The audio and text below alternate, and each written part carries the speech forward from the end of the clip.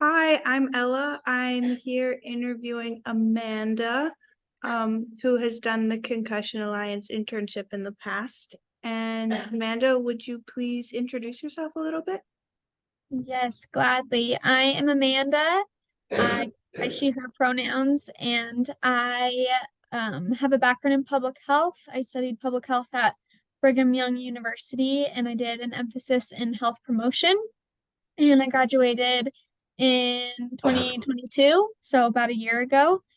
And ever since then, I've been working for the University of Utah, doing health research with a joint employment at the U.S. Department of Veterans Affairs, focusing mostly on brain injuries of veterans and the outcomes that they have throughout the life course. That all sounds really fascinating. I wish that Carleton had like a public health um Mhm. major, which is where I Yeah, go. Um, yeah, awesome. yeah. So, my first question is, when did you start working with Concussion Alliance and what drew you in? I started working with Concussion Alliance in June 2022. Um, and I had been looking for an internship that had to do with brain health and just kind of looking through the different organizations that maybe offered internships. And I came across their page and reached out to Connor, and that's kind of how it all came to be. But I had also had a long history with concussion and post-concussion syndrome. So it was something that I was really passionate about, just from my own personal experience and knowing how much that can affect people.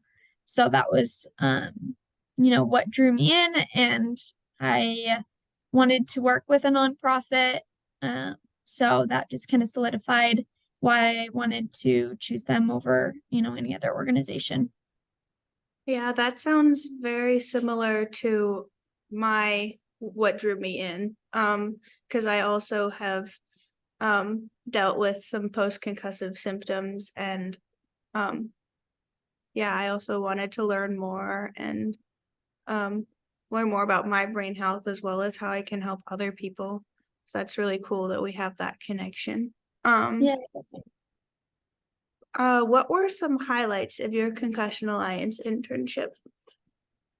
I think for me, the highlights were just, gaining a better knowledge and feeling more confident in my skill set as well as my knowledge around concussion and mental health and stuff like that. Specifically, from the guest speakers as well as creating my own project with my partner. I thought that was really fun. And I just felt after the internship that I had a much better grasp on the topic and that I could speak to it a lot better than before, even after having, years of doctor's appointments around it. Were there any particular guest speakers that were particularly impactful for you? Um, Good question. I think the name is gonna have a hard time coming to me right now, of course, when I need it. The one that talked about like domestic violence as like kind of a something that we don't study as often within MTBI or concussion. I think that was just it wasn't really something I had thought of before, especially when she talked about like asphyxiation, causing brain injuries and having very similar symptoms to concussion, and then that making it maybe harder for them to, understand why they needed to leave or make it harder to leave in general. I think that just as an interest that I have of women's health was um, just really cool because it put it into a completely different perspective. Well, I haven't had the pleasure of hearing that guest speaker, but that sounds really fascinating. Yes, I can't think of her name right now, but I think she's over at like Harvard or something like that. So Very cool. I'm sure I can find it and link it to this so that other people yeah. um, uh can you talk a little bit about your project during the internship? Yeah, so my project with my partner focused on kind of the difference between women's and girls' outcomes of concussion versus males. And so we tried to, there was already a page that existed, and so we were just updating that. But since it was something like I was really, really passionate about and had experience with, I wanted to make sure it was really comprehensive, and was somewhere that people could go to when, they were having these issues and actually be like, oh, this makes sense. This is why I'm having these things happen. And especially like when you do Google searches and stuff like that, there's still not a lot that comes up um, on the topic. So we really wanted to make sure that it was very cohesive and comprehensive. And so we tried to focus a lot on, um, pretty much anything that could come up on the topic, whether that's, caregiving as, a wife of someone who's had a concussion, or a mother, or, participating in sports as a girl, or, veteran service as a woman, or just, getting them in general from domestic violence or anything else. So we had a really good time diving into all those different topics, and yeah, it turned out really good. We're very proud of that page, and it helped us to have a good background on the topic as well. Yeah, I've taken a look at it and it's really impressive, all the different like populations that you added in there. Thank you. I can't even imagine how you get all that stuff into one page, but you did it, and it doesn't sound incomplete at all. It's all there.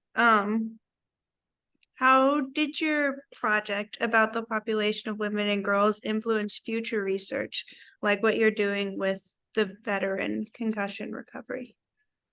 Yeah, so like I said, I had already had a passion for, concussion in general as well as women's health. I had been part of the like women's health organization in their leadership while I was in undergrad.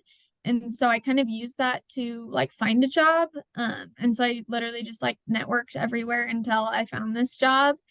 And that was one of the first projects that they were working on, was one that had to do with concussion and the different outcomes between men and women, specifically with depression rates. And so that was a paper that I had assisted on a little bit when I first started. And that's like the main project that we've done specifically with women's health. But we also just did another paper with women veterans as caregivers. So, they do their service and they maybe have their own brain injuries, but then they go on to care for, their children, or maybe a disabled spouse, or just caregiving as a job. And we looked at the different health outcomes of that as well. And that was really interesting to see that they really do have poorer health than if you were just, a civilian that was also a caregiver. And brain injury was one of the things that we attributed that to. So those are kind of two projects that we've worked on that are specific to women's health and brain injuries.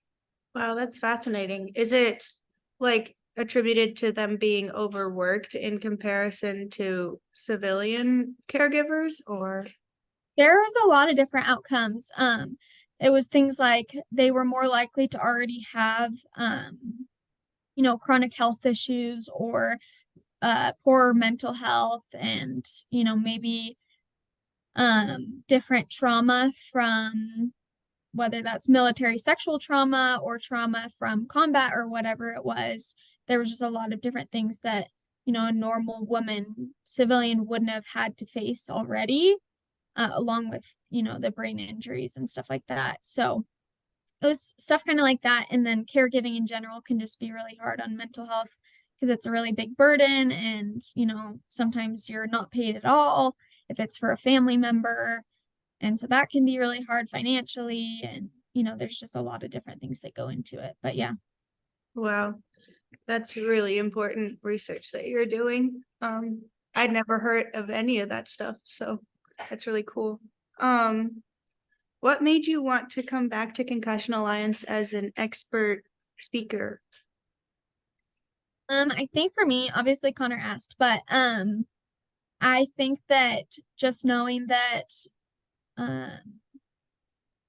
they are obviously a nonprofit and trying to get funding, and they don't have funding for every little thing. So the more that I can do as someone who wants to further the work as a volunteer, the more I can help them and help further concussion research and education and advocacy around the topic. So I think just being able to know that it was something that they needed and I could do it pretty easily. So yeah, that was it for me pretty much. I think it also really shows your interest in public health. Yeah, definitely. I love public health. You're right. I wish Carleton had a public health major because I anybody I meet, I'm like, public health is like the best thing you can study because it's so comprehensive of so many different topics. Yeah, it's fascinating. Again, I wish I could study public health. Um, how, if at all, did Concussion Alliance influence your plans for the future? I think that for me, I was really close to graduating when I did the internship. I only had like a couple months left when I did the internship of school.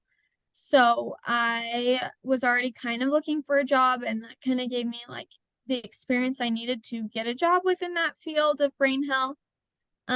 So I think it kind of gave me what I needed to, uh, be ready for those and also be a good candidate. Um, but I did already know that that was something I wanted to work in. It just kind of solidified it for me. I'm glad that it helped you find jobs that because the work is really important. Yeah. Um, has Concussion Alliance connected you more with other interns or professionals since your internship program? Necessarily, I don't think so, but I do have still like a lot of the speakers. I added them on LinkedIn and stuff during the internship.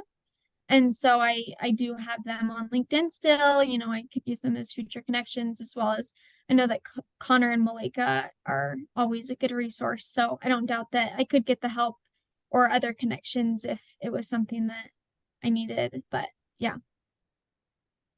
Yeah, it's really powerful to have that networking. Even hmm don't use it yet. Um, how did the internship help you more broadly? I think in general it was really great to have it be remote for me. I think that that gave me more work experience working in a remote job, which made me a better candidate to get a remote job. Because right now my job I only have to go in like once a month, or if there's something that like I need to do in person, and that was one thing that I really wanted. Because I do have a lot of health issues and I do struggle with migraines still from the concussion and stuff. So I think that that is like a very broad or more obscure thing, just having it be remote and getting more experience with work experience that was remote. And um, yeah, I think just being more confident in my skill set as well to be able to speak more to my experience in interviews and stuff like that. Yeah, I've never worked in a remote workplace until now. And I never realized it was like a skill set. Like, hmm um, I just never would have thought about it, but it really is like to stay motivated and show that you're able to keep up with things on your own. Yeah, definitely. um did what you learned about concussions through the internship impact your relationship with others? I think that yes. My family already had a pretty good understanding of, concussions and the different treatments and stuff because I had tried like 99% of it that they have on their website. But I think that as we talked about it more, I was talking about what I was learning and all that stuff. It helped them to connect to what I was doing, in my work and what I do now. As well as there was I also can't remember the name of this person, but there was a couple that came and they talked about their son taking his own life after like falling out of a window as a child and getting a brain injury. And that was something that like it was a really great video, obviously, but also like seeing that they were like real people too. And so I think that those things, yeah, I also shared with my family is where I was going with that. So I was able to also impact other people in my life with the things that I was learning there. That's really interesting. Do you think in your conversations with your family, it like made them more understanding of what was going on, or? Yeah, I definitely think so. I think that they, acknowledge that research is still going on. There's like a lot of different things that, they didn't know about or whatever. And I think that also realizing that although, maybe they see my situation as something that was hard, there's still a lot of other people who have gone through even worse on the topic. So yeah, I definitely think so. Yeah, I mean, I'm very glad that your family gained that understanding. I'm sure they already Yeah. had understanding, but you can always learn more, I think. Yep, Um, definitely. and I just have one more question. How Okay. did your intern experience with Concussion Alliance change your perspective on on your concussion experience, if at all? I think my biggest takeaway was how wrong like some of my doctors were back when I was doing it. Just because this happened to me in 2014 or 2015, I can't remember. And so there definitely was this research out there, but it's not as prevalent as it is today with things like returning to exercise and stuff like that, where I was doing all the, more of like the cocooning thing where you're staying in a dark room. And so for me, stuff like that was really interesting to look back at my own experience and being like, wow, like I wonder if, they had done it a little bit differently, like if I would have had a different outcome, or, maybe it would have been the same. But it was just really interesting to see like there definitely were some things where I was given like the wrong advice. And so yeah, on my reflecting on my own experiences, I think that was my biggest takeaway. I've also suffered a concussion and I have the post-concussive symptoms too. Hmm. Um, and my first concussion was in 2016, where they also told me to cocoon and Yeah. be in a dark room. I think it's really interesting how all the all of that advice has changed. And with a later concussion that I had, it's the information that I got still wasn't completely accurate. Hmm. Like a lot of times they would attribute my post-concussive symptoms to like anxiety or like Yeah. Like uh, dismiss them and stuff. Yeah. yeah. And I think it's really interesting because I was watching your showcase and I am in the population that you talked about. Um, I was in that population that you talked about before college age, Hmm. where the recovery period is much longer because like it's you got inadequate care. Yeah. And I definitely reflected and realized that that probably was my case. So I think it's really interesting. I'm sorry to hear that. You know, you're trying to fix it with the public Yeah. health. So I appreciate it. I think it's just really common. Yeah, Um, I agree.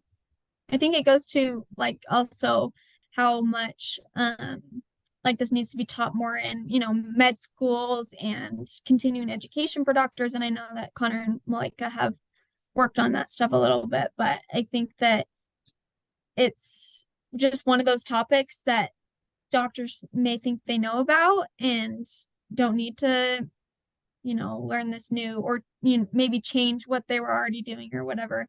But I think the research is showing more and more that we really do need to make changes to protocols and how we react when people get concussions. yeah, for sure. I definitely had some doctors who like what's the word? Um uh I can't think of the word for when a That's doctor for when a doctor like referred me yeah. to concussion clinic. Hmm. And I had like the vestibular therapy. Mhm. And I think that definitely helps. So I think that the knowledge behind the concussion recovery is definitely growing. But I also had like a neurologist who said, it might just be anxiety. And I was like, Yeah. okay. Yeah. So I think it's interesting, the disparity in knowledge and what you said about like how medical schools should teach it, and people who are already doctors, I think, need to have a lot more education on it. I agree. Especially people who have like been in the medical field for a really long time. Like, maybe there's doctors that are keeping up really well. I don't want to bash on doctors because obviously we need them and I'm grateful for them. But I think that a lot of times when people have been in the medical field for a really long time, they kind of maybe get set in their ways or set in what they know and don't expand that as much. And some do a really great job, like you said, when you got referred to concussion clinic. But I think also one of the big themes in the page that we did was not like gaslighting people or dismissing people because of their symptoms and just saying, oh, maybe it's your mental health, or maybe it's in your head, or you're just anxious and you're causing these symptoms, or stuff like that really is what also needs to end within the medical field. Yeah, that's definitely true. Well, that's all the questions I have. Thank you Okay. for such a lovely conversation. Yeah, no, thank you. Um, so yeah, I'll end the recording. Have a Okay, lovely awesome. day. Yeah, you too. Let me know if you need